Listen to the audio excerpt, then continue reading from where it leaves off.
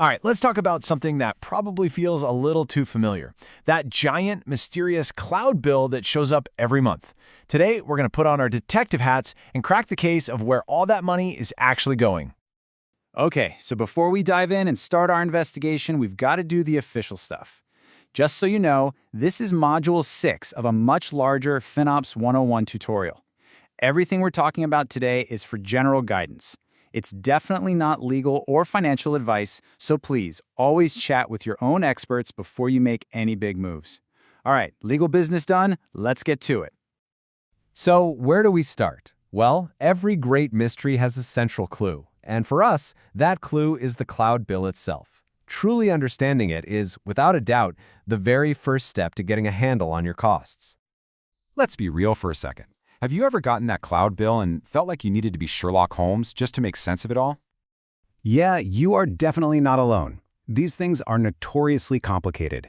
I mean, we're talking about bills with thousands, sometimes tens of thousands of individual line items. It's this absolute wall of technical jargon that feels almost impossible to get through without a plan. But here's the good news. Every detective needs a game plan, and we've got a great one. It's a simple 5-step investigation. First, we get the lay of the land with a summary. Then, we identify the usual suspects, the big spenders. After that, we use our secret weapon, tagging, to figure out who's spending the money.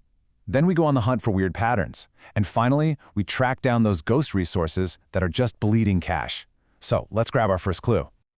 Okay, clue number 1, the summary. Before we get lost in all the little details, we got to see the big picture. Look, any good investigation starts by getting the lay of the land. So the very first thing you're going to do is go straight to that summary page. But don't just look at the total number. The real key here is to compare it. How's it looking compared to last month or this time last year? Why do we do this? Well, it's simple really. This comparison is what immediately flags any major trends or, anomalies. Did the bill just jump 30% for no reason? Bam! That's your first major lead. It tells you, hey, something's up over here. You should probably dig into that. All right, now that we've got our first lead, it's time to identify our top spenders. Follow the money and find the usual suspects. Now, here's a pro tip that's going to save you a ton of headaches. You don't have to analyze every single line item. Seriously. In most cases, it turns out that just 3 to 5 services, the big ones like compute and storage, make up something like 80% of your entire bill. So what's the lesson here? It's simple. Focus your firepower where it's going to have the biggest impact. Go after those top 3 to 5 services first. That's where the real clues and the real savings are hiding. Don't get bogged down in the small stuff, not yet anyway. Okay, this next part is what I like to call the secret weapon in this whole investigation, the power of tagging. This is how we move from looking at a bunch of technical charges to understanding the business story behind the spending. It's how we find out who is spending the money. So, what in the world are cost allocation tags? Just think of them like little sticky notes you put on all your cloud stuff. You can label them with things like the team name, say marketing, or the project code, or maybe the environment, like production versus testing. It's all about adding that crucial business context. And I am not exaggerating when I say this is critical. In fact, the source material puts it perfectly.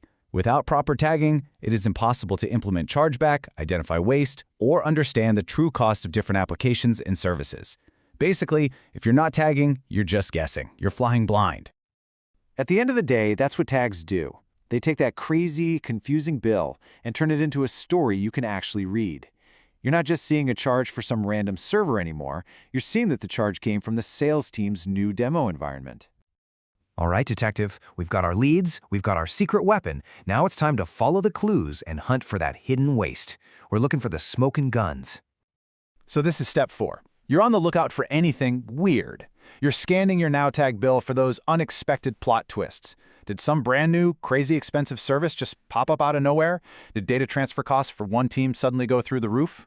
Ding, ding, ding. Those are your red flags. And for our final trick, we're going ghost hunting. We're looking for those zombie resources. You know what I'm talking about? The abandoned hideouts. Things that are racking up charges every single day but aren't actually being used by anyone. Think about that test server someone spun up a year ago and then totally forgot about it. Yeah, that's a classic. And don't fool yourself, this stuff adds up fast.